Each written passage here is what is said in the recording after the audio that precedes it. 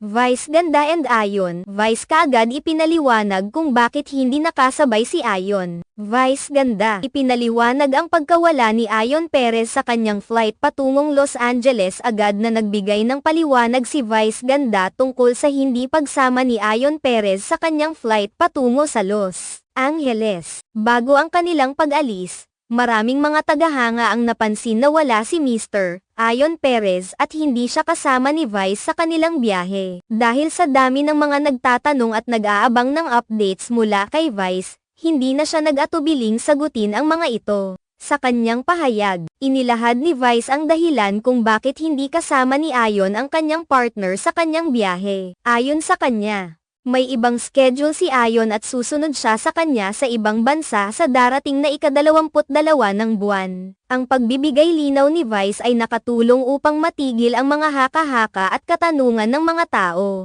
Minsan, ang mga tagahanga ay nagiging sobrang interesado sa personal na buhay ng kanilang mga idolo at normal lamang na magtanong sila, lalo na kung may mga hindi inaasahang pangyayari. Sa kanyang pagsagot, pinakita ni Vice ang kanyang pagiging open at approachable sa kanyang mga taga-suporta. Makikita ang malaking suporta at pagmamahal ng mga tao kay Vice at Ayon. Marami sa kanilang mga tagahanga ang tila nag-aalala at nais lamang na malaman kung ano ang nangyari sa kanilang idol. Ang pagiging transparent ni Vice tungkol sa kanyang relasyon kay Ayon ay nagdadala ng mas malalim na koneksyon sa kanyang mga tagahanga, na nagbibigay sa kanila ng kasiyahan na makita ang kanilang idolo na masaya sa kanyang buhay. Kilala si Vice Ganda hindi lamang bilang isang komedyante kundi pati na rin bilang isang personalidad na may malalim na pag-unawa sa buhay at pag-ibig.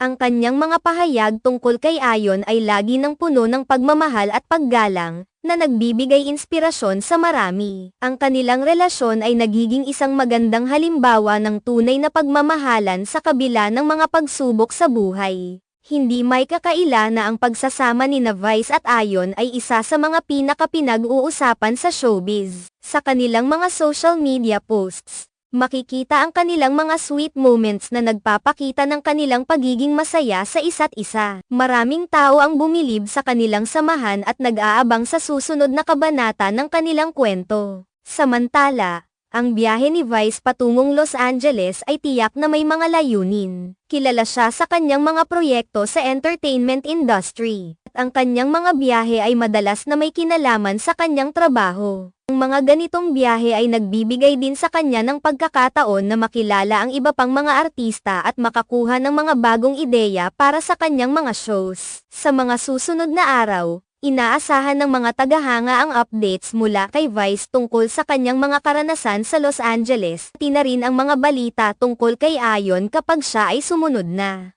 Ang kanilang mga taga-subaybay ay tiyak na masisiyahan sa mga kwento at larawan na kanilang ibabahagi. Sa kabuuan, ang simpleng tanong tungkol kay Ayon ay nagbigay daan sa isang mas malalim na pagtalakay sa kanilang relasyon at sa mga isyu na kadalasang hinaharap ng mga taong nasa ilalim ng mata ng publiko. Ang ganitong mga sitwasyon ay nagpapakita kung paano ang mga maliliit na bagay ay maaaring magdala ng malaking usapan sa mundo ng entertainment. Sa kanyang pagtugon, napatunayan ni Vice Ganda na siya ay hindi lamang isang komedyante kundi isa ring kaibigan at inspirasyon sa kanyang mga taga-suporta. Ang kanyang openness at willingness na magbigay ng updates tungkol sa kanyang buhay ay nagpatibay sa kanyang ugnayan sa kanyang mga tagahanga, na laging nag-aabang sa bawat balita na kanyang ibinabahagi.